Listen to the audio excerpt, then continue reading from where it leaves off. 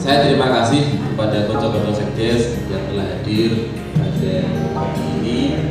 Oke, memang ini merupakan jawaban kami dari kecamatan atas.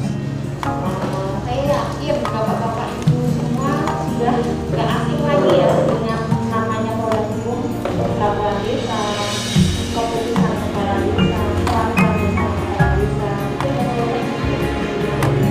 Sekarang di sini saya didapat beberapa saya.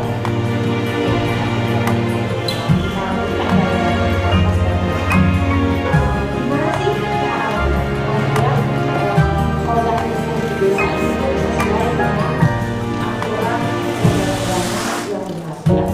Jadi sebenarnya aturan pembuatan produk hukum di desa itu sudah ada aturannya dari atas, dari undang-undang, dari turun lagi ke bawah ke PP-nya, ke Perpresnya, ke Permendagri-nya, peraturan dalam Kementerian Dalam Negeri itu sudah mengatur tata cara gimana sih membuat produk hukum yang sesuai dengan aturan. Jadi bapak-bapak ibu kita mulai ya. Saya Kasubag Perundang-undangan Hukum Sekda. Ada yang lain? Gimana untuk membuat aturan di desa itu memang sudah ada paketnya. Pertama dari Undang-Undang 12/2011 tentang pembentukan peraturan perundang-undangan. Jadi di situ tidak hanya peraturan desa saja, tidak hanya produk hukum desa saja. Jadi grandnya peraturan, semua peraturan yang ada di NKRI sini itu awalnya dari Undang-Undang 11/2012. Nggak kelihatan? Iya, 12/11. Lanjut Undang-Undang 6/2014 tentang desa. Terus penjabarannya ada di PP 43/2014 tentang pelaksanaan Undang-Undang 6/2014. Langsung tekniknya, teknik pembentukannya itu ada di Permendagri 111/2014. Terus karena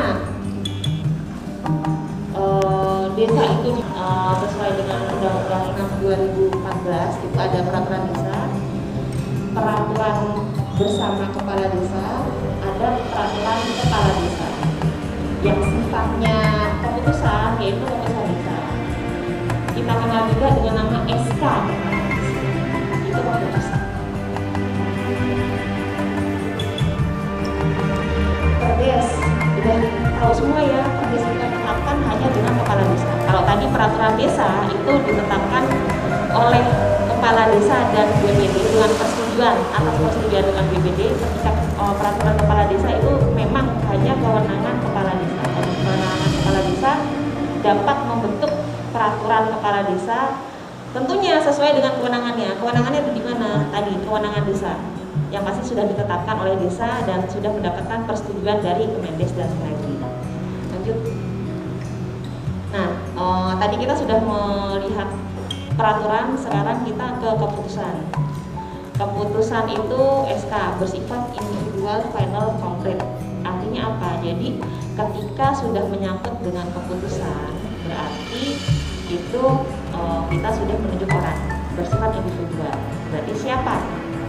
Keputusan itu untuk siapa? Final berarti ya itu keputusannya, apa yang akan diputuskan. Konkret tidak bisa diapa-apakan lagi. Jadi ketika misalkan mau digugat atau diapa, itu hanya bisa dicabut atau digantikan dengan peraturan atau keputusan yang bersifat selevel. Ketika itu keputusan kepala desa, berarti ketika mau ada pencabutan atau perubahan. Undang-Undang 12/2011 tentang pembentukan peraturan perundang-undangan itu di situ ada kejelasan. Pembentukan peraturan perundang-undangan harus mempunyai tujuan yang jelas yang ingin dicapai. Jadi ketika Bapak Ibu semua ingin membentuk peraturan perundang-undangan, baik itu peraturan desa, peraturan kepala desa, peraturan bersama kepala desa, itu harus mempunyai tujuan yang jelas. Nanti kita praktek juga gimana sih maksudnya jelasan juga. Terus ada kelembagaan, ada bentuk. Jadi sudah jelas ketika itu peraturan desa, peraturan kepala desa, berarti organ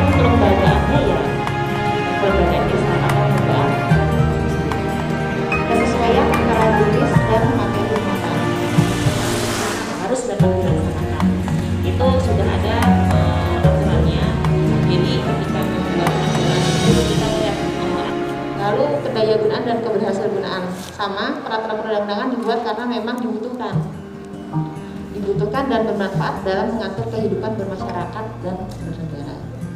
Penjelasan rumusan. Nah, ini harus jelas apanya, kata-katanya. Jangan sampai misalkan ada satu kata atau satu kalimat yang kira-kira berarti ganda. Ketika satu kalimat orang lain mengartikan ganda itu, jadi nanti pemahamannya bisa nggak pas. Gimana caranya?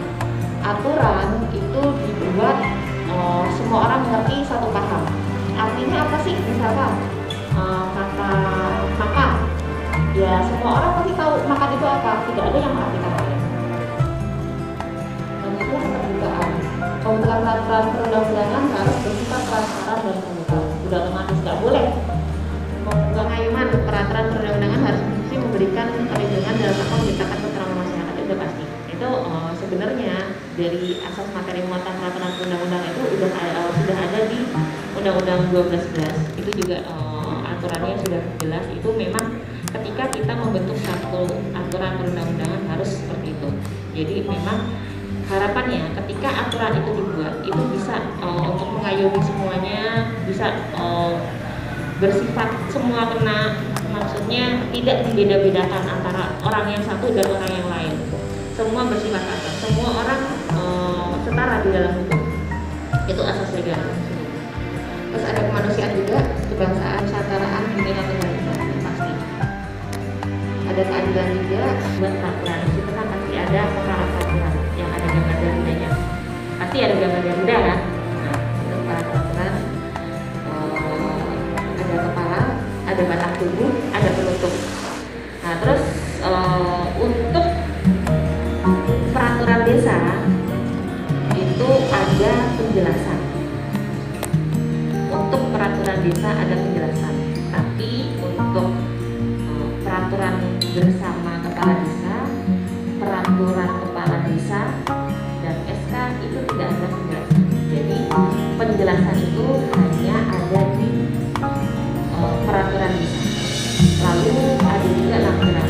Kalau lampiran itu bisa semuanya dibutuhkan lampiran. Jadi dari perdes, perkades, peraturan bersama, dan satu ketika dibutuhkan lampiran itu bisa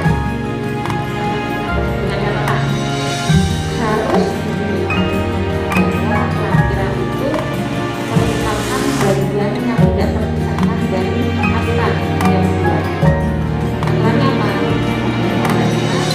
Apakah itu perdes, apakah itu desa? Peraturan kepala desa dan SK. SK itu keputusan kepala desa. Jadi tidak jenis. Lalu di bawahnya itu ada nomor, tahun pembentukan dan penetapan judul. Tetap ada judul. Jadi ketika kita membuat aturan pasti ada judulnya. Tentang apa sih? Tentangnya. Baik itu peraturan atau keputusan itu pasti ada tentangnya. Pembukaan. Di pembukaan itu ada fase dengan rahmat Tuhan Maha Esa. Itu mutlak. Kenapa? Karena kita itu filosofisnya, karena kita negara Pancasila. Sila pertama ketuhanan yang Maha Esa pasti. Jadi harapannya ketika kita membuat satu aturan itu kita juga mendapatkan ridho ilahi, ridho Tuhan yang Maha Esa. Hubungannya kan pasti dengan honor. Ya. Jadi sebisa mungkin kita tertib lah. Jadi intinya SK itu dibuat misalkan tim ya. Jadi kan tim itu kan dibuat ketika sebelum acara itu mulai. Jadi sebisa mungkin ketika mau ada acara, udah bikin dulu SK-nya. Yang pasti tertib administrasi. Jadi acaranya kapan, SK-nya itu kapan. Jadi tertib semua. Kita kepala desa apa, tanda tangannya. Tetap nama kepala desanya tetap tidak pakai gelar. Tetap seperti tadi. Lanjut. Nah, ini bahasa Indonesia yang baik dan benar, tidak disingkat, jelas dan sesuai. Tidak ada boardnya, tidak ditebelin. Boleh dimiringin dengan catatan yang dimiringin adalah bahasa serapan. Misalkan Bapak Ibu menggunakan bahasa Inggris atau bahasa Arab, bukan bahasa Indonesia. itu bisa dipakai ditaruh di sini, tapi catatannya dimiringin, hanya seperti itu. Untuk produk hukum di Indonesia itu sebenarnya tidak sampai perdes, yang terbawa itu perda kabupaten. Cuma karena di pasal 8 ditambahi karena ada perintah dari undang-undang ataupun dari kewenangan, ada dasar kewenangan, akhirnya perdes itu akhirnya jadi produk hukum. Produk hukum. Jadi di situ yang mengakomodir kenapa peraturan desa juga disebut akhirnya teori, karena kami juga di Dinpemades masih mengajukan peraturan bupati rancangan tentang pengelolaan aset desa. Ini pelaksanaan dari Permendagri 1 2016. Jadi nanti perlu, kalau perbu sih nggak harus konsultasi publik seperti perda. Jadi nanti internal di kami dengan menghadirkan beberapa stakeholder dari kecamatan, barangkali ada perwakilan dari desa, intinya membahas bagaimana nanti. Kemarin Kunjul Harjo sebenarnya kami mau mengatakan akan lebih pas ruhnya undang-undang desa dengan PP-nya, PP 43 dan lain-lain, sampai terakhir dengan PP 11 2019 tentang siltap setara 2A. Ada tadi yang kalau kuliah S1 mengingat nanti setara 3A ya. Masih jauh dari angan-angan ya, yang penting ini baru setahun jalan juga ada disyukuri. Terus bagaimana ini nanti terkait dengan ada bengkok, ada bondo desa. Kalau kami mau mengatakan ini tak teori apa atau apa, nanti akan kami coba ini kita bawa di perbu.